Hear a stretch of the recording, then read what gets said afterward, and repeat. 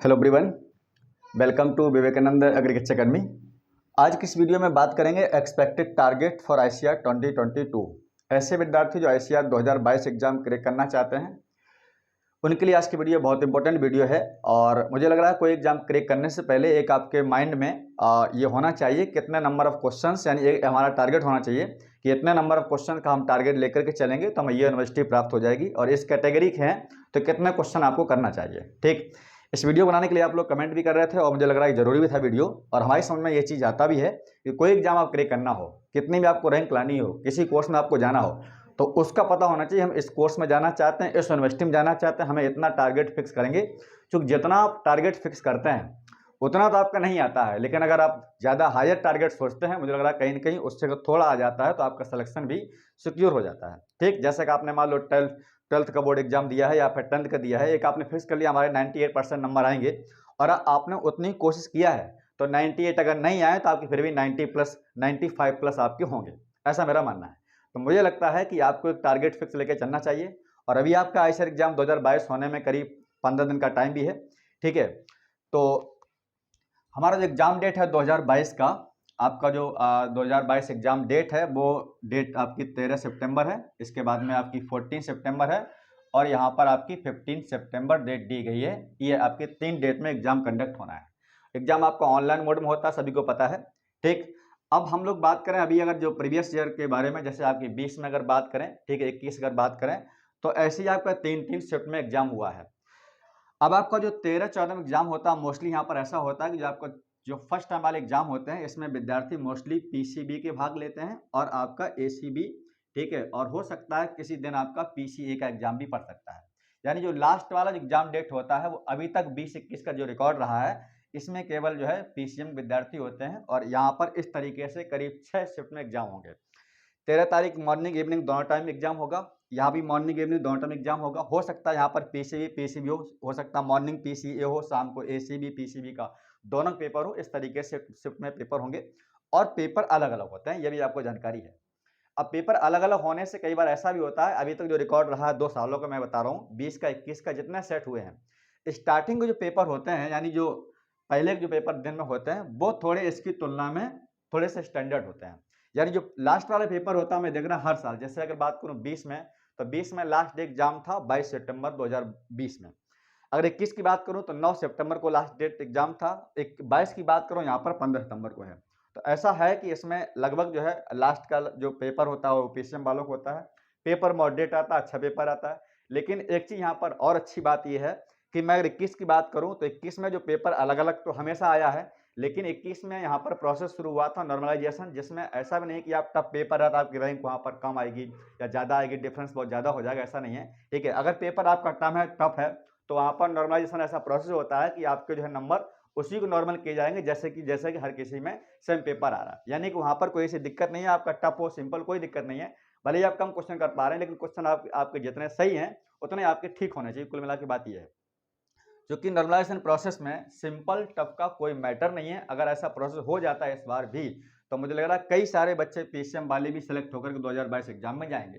क्योंकि मैथ वाले बच्चों को डर ये रहता है कि हमारा सर पोर्शन पूरा कैलकुलेटिव पोर्शन है, फिजिक्स भी कैलकुलेटिव है, केमिस्ट्री भी है और आपका मैथ भी है, टाइम टेकिंग चीज़ है, सीट रिजर्व है नहीं। तो कोई डरने की यहाँ पर बात नहीं है। 21 का बहुत अच्छा रिकॉर्ड रहा पीसीएम वाले बच्चों का, कई बच्चे पीसीएम वाले अच्छी यूनिवर्सिटी में हैं भी। ठीक, तो यहाँ पर बात ये कुल मिलाकर के आपकी अभी का 15 दिन का टाइम है और 15 दिन में हमें जो है अच्छे से रिवीजन करना है। कुछ विद्यार्थी यहाँ पर बुक्स लेके बात करते हैं, सर यहाँ पर बुक्स हम लोग कौन सी पढ़ें। अब देखिए 15 डेज का टाइम है। 15 डेज के टाइम में मैं आपको बार बता रहा हूँ, केवल आप एनसीईआरटी बुक पढ़िए, एनसीईआरटी जो पीछे दिए हुए क्वेश्चन आप उनकी प्रैक्टिस करिएगा। ठीक है, इसके साथ साथ हो सकता था फिंगर टिप्स एक बुक आती है उसको आप ले लीजिए, अगर नहीं है तो उसमें ऑब्जेक्टिव क्वेश्चन काफी दिए हैं। अब यहाँ पर बात करें हम लोग क्वेश्चन के मोड के बारे में, ये जानना बहुत जरूरी है। हम लोग क्वेश्चन कुछ क्लास में करवाते हैं यूट्यूब पर, तो ये जो विद्यार्थी फर्स्ट टाइम एग्जाम दे रहे हैं यहाँ पर पेपर मोड को जरूर समझ लें। अगर आप पेपर मोड को ना समझ पाए तो आपके लिए एग्जाम क्रैक करना बहुत मुश्किल हो जाएगा, ध्यान रखें। कई लोग मैंने देखा यूट्यूबर एक 1 लाइन क्वेश्चन करवा देते हैं और ऐसे क्वेश्चन किसी काम के आपके नहीं है। एनसीईआरटी का आप बहुत अच्छे समझेंगे, एनसीईआरटी एक ऐसी लैंग्वेज है, ऐसी भाषा इसमें है, आप जितने बार पढ़ेंगे उतना बार इसमें से कुछ ना कुछ नया जरूर निकलता है। चैप्टर वाइज टॉपिक वाइज उसको कवर कर लीजिएगा, लाइन टू लाइन याद कर लीजिए मेरा, आप यकीन करिएगा ऐसे हम जितने क्वेश्चन आते हैं, जितना कोई पेपर हो, चाहे बायो हो चाहे केमिस्ट्री हो, खास तरीके में बायो केमिस्ट्री बात करता हूँ, एनसीईआरटी के लाइन टू लाइन मैच करता है आईसीआर के जितने क्वेश्चन, चाहे असर्शन रीजन हो, मैचिंग क्वेश्चन हो, किसी टाइप में। बात करता हूँ मैं पेपर मोड के बारे में, इसको समझ लीजिए बात को। देखिए, मैं अगर बात करूँ यहाँ पर फिजिक्स के बारे में, तो फिजिक्स में आप ध्यान रखेंगे, अब ये पता पूरा सिलेबस आपको क्लास 11th और 12th पर बेस आता है। यहाँ पर ऐसा नहीं कि 12th ज़्यादा आएगा 11th ज़्यादा आएगा, ऐसा कुछ। हाँ, अभी तक जो ऐसा रिकॉर्ड रहा है वो 12th सिलेबस ज़्यादा आता है, 11th सिलेबस कम आता है। लेकिन आप ऐसा मत सोचिएगा कि 11th में बिल्कुल छोड़ देना है, आपको 11th भी पढ़ना और 12th पढ़ना, अगर अच्छी रैंक लानी हो तो। ठीक, अगर बात करूँ यहाँ पर फिजिक्स में, तो फिजिक्स में देखिएगा मोस्टली यहाँ पर न्यूमेरिकली मिलेंगे, ये ध्यान रखेंगे। भले ही न्यूमेरिकल छोटा हो, थ्योरी बेस्ड क्वेश्चन बहुत होते हैं, बहुत कम होते हैं, लेकिन ज़्यादातर यहाँ पर मोस्टली आपको न्यूमेरिकल ही मिलेंगे। अगर आपको यहाँ पर मैचिंग क्वेश्चन मिलेंगे, तो मैचिंग क्वेश्चन में हो सकता है कुछ क्वेश्चन जैसे यूनिट डायमेंशन का डाल देते हैं, ठीक है, यूनिट का डाल देंगे, डायमेंशन का डाल देंगे, और किसी यहाँ पर दे सकते हैं कोई, अगर और उनको लग रहा है कोई फार्मूला किस पर बेस्ड है, तो उसके क्वेश्चन यहाँ पर मैचिंग टाइप के डाल देते हैं। ठीक, मैं अगर बात करूँ यहाँ पर केमिस्ट्री के बारे में, तो केमिस्ट्री में ऑलरेडी वीडियो बना चुका हूँ, इंपॉर्टेंट चैप्टर फॉर केमिस्ट्री, आप देखा होगा। ठीक है, उसी के नीचे हर वीडियो का लिंक लगा हुआ है, कौन कौन से सब्जेक्ट के कौन कौन से एक्सपेक्टेड मोस्टली जो हाई वेटेड चैप्टर हैं उनका वीडियो आप देख सकते हैं।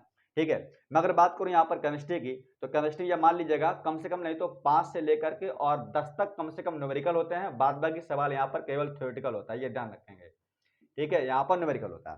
ठीक, अब यहाँ पर देखो मैथ वाला है पूरा, उसको न्यूमेरिकल पोर्शन वही होता है। मैं अगर बात करूँ बायो की, तो बायो में अगर बात करूँ, यहाँ पर बायो पेपर इतना टफ आता है, मैं समझ रहा हूँ कि यहाँ पर नीट से ज्यादा टफ आता है बायो पेपर, नीट से भी ज्यादा टफ होता है बायो पेपर, आप उठा के देख लीजिएगा।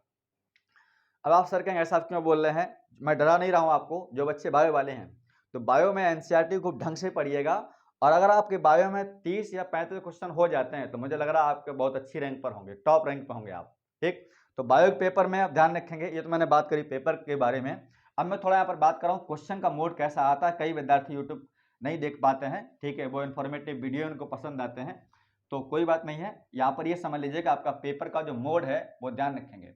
आपके आईसीआर में ज़्यादातर क्वेश्चन जो आते हैं वो असर्शन एंड रीजन आते हैं, ये ध्यान रखेंगे, असर्शन एंड रीजन वाले क्वेश्चन होते हैं। ठीक है, मोस्टली क्वेश्चन आपके यहाँ से मिलेंगे। और दूसरा क्वेश्चन आता है, कई क्वेश्चन तो यहाँ पर आपके मैचिंग वाले मिलेंगे, हालांकि मैचिंग क्वेश्चन जो है बड़ा सिंपल क्वेश्चन होते हैं।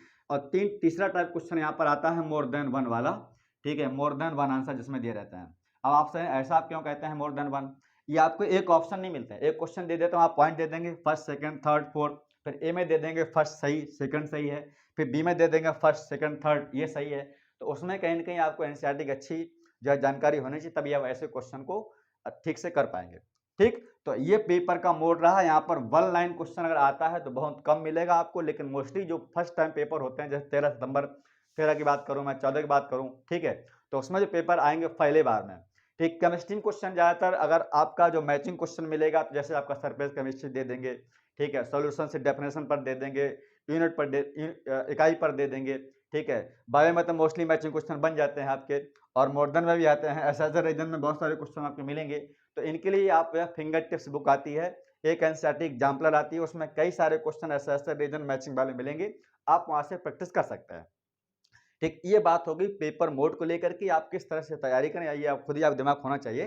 ठीक है, हमें किस तरह से जो है अपने एग्जाम को क्रैक करना है, तो आप लगे रहिए प्रॉपर, और हो सके तो पूरे होल सिलेबस का रिवीजन करिए। अब ऐसा मत करिए कि आप एक चैप्टर लगे हुए हैं, जो 15 दिन का टाइम है, अगर आप एक दिन में 4-4 5-5 चैप्टर रिवीजन कर पा रहे हैं, तो आप समझ लो बहुत अच्छी जो है रैंक पर होंगे, क्योंकि एक ही चैप्टर को सुबह से लेकर शाम तक लेके बैठे रहेंगे, और हो सकता है वहाँ पर उतनी अच्छी आपकी रैंक ना आ पाए। आईसीआर एग्जाम खास बात यह है, पूरा पेपर एनसीईआरटी पैटर्न पर आता है, ठीक है, और लगभग हर एक चैप्टर से ये लोग क्वेश्चन देते हैं। एक आध छोटा चैप्टर हो तो भले ही छूट जाए, बात एक अलग है, लेकिन मुझे लग रहा है कि हर एक चैप्टर से एक क्वेश्चन दो क्वेश्चन करके जरूर आपको मिलेंगे, इसलिए आपको होल सिलेबस पढ़ना है। अब यहाँ पर कई विद्यार्थी बोल सर फर्स्ट टाइम एग्जाम दे रहा हूँ, इस समय कौन सी बुक पढ़ूँ। अब देखो 15 दिन में अगर आप कोई नई बुक पढ़ना स्टार्ट करते हैं, तो मुझे लग रहा है कि आपके लिए बहुत हानिकारक होगी, क्योंकि नई बुक को हम समझने में ही टाइम लगा देते हैं, एक चैप्टर को पढ़ने में 1 हफ्ता लगा देंगे। नई बुक आप पढ़ेंगे तो आपसे कोई भी वहाँ पर क्वेश्चन निकलने वाला नहीं है। अभी तक आपने अगर तैयारी नहीं की है, कोई बात नहीं, एग्जाम देने को मिलेगा, पेपर पैटर्न समझने को मिलेगा, आपके लिए ही बहुत बड़ी बात है, आप उसको समझें पहले। ठीक है, फर्स्ट टाइम एग्जाम दे रहे हैं तो। और पहली बात, अगर जो आपने बुक ऑलरेडी पहले से पढ़ रखी है, आप उसी का रिवीजन करिए। मार्केट का कोई भी ऐसा बुक नहीं आता है एक किताब पढ़ के आईसीआर एग्जाम क्रैक कर पाए, ये बात ध्यान रखिएगा। कई विद्यार्थी हर हिंद किताब खरीद लेते हैं, अब अरिहंत एक किताब आती है, उसी में फिजिक्स भी है, केमिस्ट्री भी है, मैथ भी है, बायो भी है। इतना आसान नहीं है कि आप एक किताब पढ़ के वो एकदम बकवास किताब आप उसको फेंक दीजिए, कोई मतलब नहीं उस किताब का है। अगर स्टेट एग्जाम होता तो मैं समझ सकता था आप उसमें 1 लाइन वाले क्वेश्चन एक आध दो मैच कर सकते हैं, लेकिन आईसीआर एग्जाम में उस बुक से आपका कुछ भी क्वेश्चन मैच करने वाला नहीं है।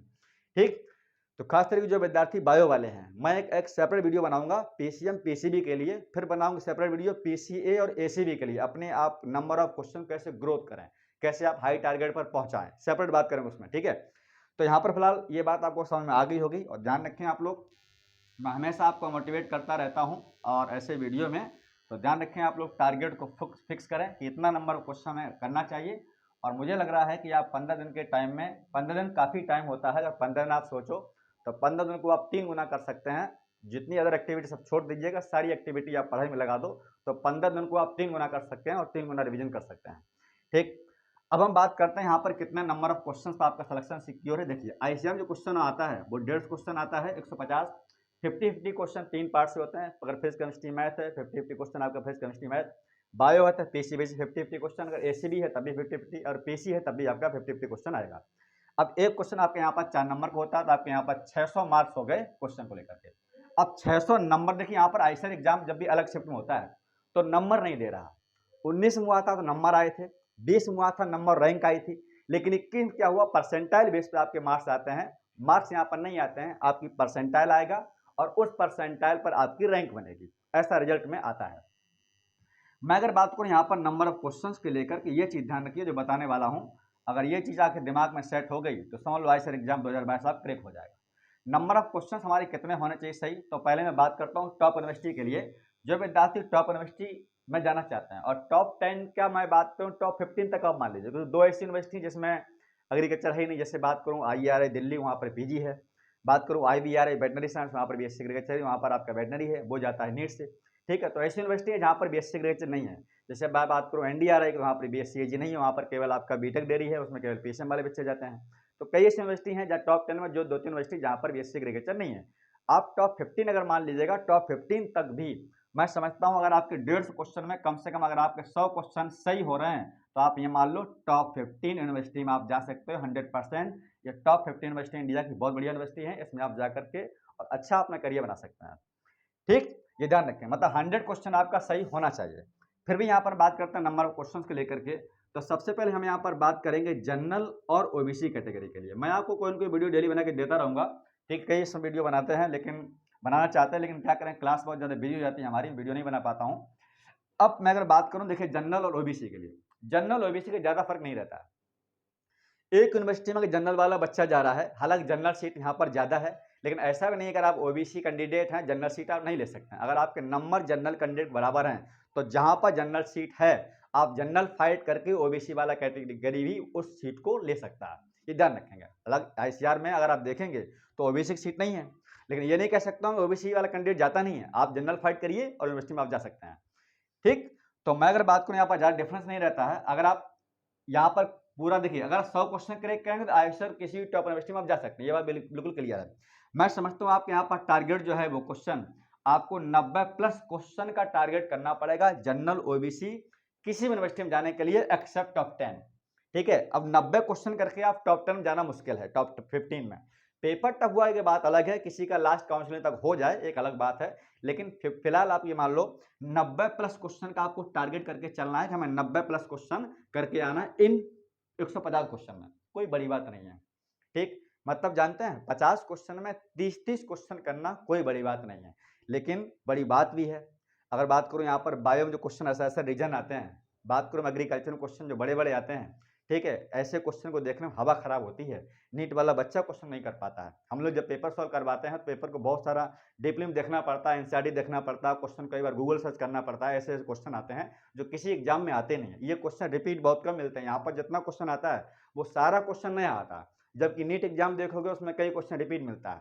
ठीक, तो आपको 90 क्वेश्चन अगर आप करके चलेंगे, ये बात मान लो हो सकता है फिजिक्स केमिस्ट्री आप 35 कर लो, मैथ में अगर आता है 20 क्वेश्चन करके निकल सकते हैं। अगर आपका 90+ क्वेश्चन है, आप इंडिया की अच्छी यूनिवर्सिटी में आप जा सकते हैं टॉप 10 को छोड़ करके। ठीक, मैं अगर बात करूं यहाँ पर EWS की, तो EWS का बहुत ज़्यादा फर्क नहीं पड़ता है। EWS मान लो बहुत ज़्यादा फर्क पड़ेगा तो 87 क्वेश्चन पर आप यहाँ पर अच्छे से रैंक पर जा सकते हैं। 87 क्वेश्चन में लिख रहा हूँ, नंबर नहीं लिख रहा हूँ, ठीक है। अगर आप यहाँ पर 4 से मल्टीप्लाई करेंगे 9 चौको 36 360 नंबर हो गए। और वैसे भी आप जानते हो जो जनरल ओबीसी कट ऑफ जाती है वो करीब 350 पर जाती है, 348 पर, 347 नंबर पर। अरे आप टारगेट फिक्स कर रहे हो तो आप इतना करके चलेंगे तभी आप 85 आएंगे। ये वो नंबर ऑफ क्वेश्चंस है कि अगर आप इतना क्वेश्चन करके आएंगे तभी सिलेक्शन पॉसिबल। इससे कम अगर होगा तो सिलेक्शन आपका खतरे में पड़ जाए, ध्यान रखिएगा, ठीक। यानी जो क्वेश्चन बता रहा हूँ उतना क्वेश्चन 100% आपका सही होना चाहिए, करेक्ट। अगर बात करूँ यहाँ पर जो है इसके बाद एससी कैंडिडेट की, तो एससी कैंडिडेट जो है अगर आप टारगेट यहाँ 85 करेंगे तो आप यहाँ पर सेफ आपके मार्क्स आएंगे। मैं बात करूँ एसटी कैंडिडेट की तो वो करीब 80 क्वेश्चन तक करेगा तो आपका सेफ आपकी मार्क्स होंगे यहाँ पर। मैं बात करूँ यहाँ पर फिजिकल हैंडीकैप की, ठीक है, या भी आपका 75 क्वेश्चन पर सिलेक्शन आपका जो है वो सिक्योर हो जाएगा। ये क्वेश्चन है, ठीक है, इतने क्वेश्चन। अब यहाँ पर आप मल्टीप्लाई करते जाइए 4 से, तो जितने नंबर आएंगे आप समझ जाएंगे वहां पर कितना है। अब अगर बात करें विद्यार्थी सर परसेंटाइल अगर बेस पे आएगा तो हम लोग कैसे बात करेंगे? नंबर ऑफ जब क्वेश्चन अटेम्प्ट करोगे तभी परसेंटाइल आपका बनेगा, ठीक। और अगर मैं परसेंटाइल अगर बात करूं तो एक वीडियो में प्रॉपर बात कर लें कितने परसेंटाइल, तभी बात कर पाएंगे एग्जाम आपको हो जाएगा, ठीक है। मैं अगर परसेंटाइल अगर बात करूं तो ध्यान रखेंगे अगर आपकी परसेंटाइल 97% है, परसेंटाइल इतना है, तो इतने की जो रैंक बनेगी जाकर के मुझे लग रहा हो करीब 3500 रैंक बनेगी जाकर के, तभी आपका सिलेक्शन पॉसिबल, ध्यान रखेंगे। अगर 97 परसेंटाइल आपका आ रहा है, क्योंकि मेरे यहाँ गर्ल्स की परसेंटाइल थी 96.5 परसेंटाइल थी और उसकी रैंक आई थी करीब 3900 और उसको मिला था पूसा में, ठीक है, पिछली बार बात बता रहा हूँ मैं आपको, ठीक। तो आपका 97 परसेंटाइल अगर आएगा उसकी रैंक आपकी लगभग इतनी रैंक जब बनेगी जाकर के, और आपको पता है कि आईसीआर में अगर 3500 रैंक है या 4000 तक फाइनल रैंक है तो आपको बीएससी एग्रीकल्चर मिल जाता है। कई विद्यार्थियों को नहीं मिल पाता है, कैटेगरी को देखते हुए काउंसिल नहीं करा पाते हैं, हॉर्टिकल्चर मिल जाता है, कहीं ना कहीं आपको इतनी रैंक तक होना चाहिए तभी आप जो है हो पाएंगे, ठीक। ये मतलब इतने से आप कम में नहीं होना चाहिए। और 97 परसेंटाइल करने के लिए मुझे लग रहा है कि आपके यहाँ पर कम से कम 85 क्वेश्चन तो कम से कम करना ही पड़ेगा, ठीक। तो ये हो गया ये एक टारगेट हो गया फिक्स, ये हर किसी का टारगेट है, चाहे पीसीएम हो, चाहे पीसीबी हो, चाहे पीसी हो या एसीबी हो, हर किसी लिए फिक्स टारगेट है। इतना नंबर ऑफ क्वेश्चन लेके चलिएगा, इतने क्वेश्चन मुझे कम करके नहीं आना है, इससे आप ज्यादा ही करके आएंगे तभी इतने क्वेश्चन आपके हो पाएंगे, ठीक। मैं सेपरेट बात करूंगा पीसीएम पीसीबी के लिए, ताकि विद्यार्थी ये डर निकल जाए अंदर से कि हमारा पीसीएम है और हम किस तरीके की तैयारी करें, कौन कौन से पार्ट पर ज्यादा फोकस करें ताकि अच्छे से हम रैंक ला सकें, ठीक। और साथ ही साथ अभी 15 डेज का टाइम है, तो अभी मैं हाल ही हम लोग जो टेस्ट सीरीज चला रहे हैं वो इसी पर टेस्ट सीरीज चला रहे हैं, मैचिंग क्वेश्चन पर, ऐसा ऐसा रीजन पर वीडियो सोल्यूशन भी दे रहे हैं, ठीक है। करीब 15 टेस्ट हमारे हो चुके हैं, 5 टेस्ट बाकी हैं, आपको 5 सितंबर तक पूरे मिल जाएंगे, ठीक। जो विद्यार्थी टेस्ट सीरीज भी लेना चाहते हैं तो जरूर ले लीजिएगा, ज्वाइन कर लीजिएगा यहीं पर, इसी के नीचे वीडियो के नीचे लिंक आपको मिल जाएगा, पीसीएम पीसीबी पीसी और एसीबी ग्रुप के लिए, चारों के लिए अलग अलग, ठीक है। मिलते हैं नेक्स्ट वीडियो में, तब तक के लिए इतना ही, अपना ख्याल रखें, पढ़ते रहें, बहुत बहुत धन्यवाद।